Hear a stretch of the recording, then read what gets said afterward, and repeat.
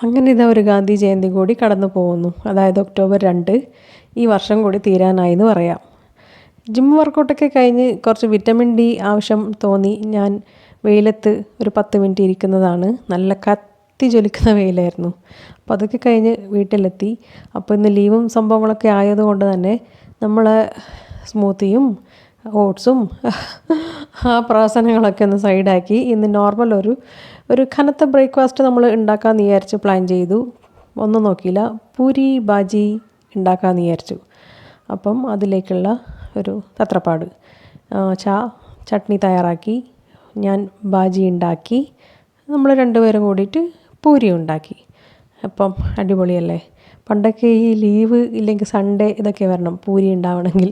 അതുപോലെ തന്നെ ഇപ്പോൾ എനിക്ക് ഫീൽ ചെയ്യുന്നുണ്ട് ആക്ച്വലി ലീവ്. അപ്പോൾ വീഡിയോ ഇഷ്ടപ്പെട്ടാൽ do like, share, subscribe. Thank you.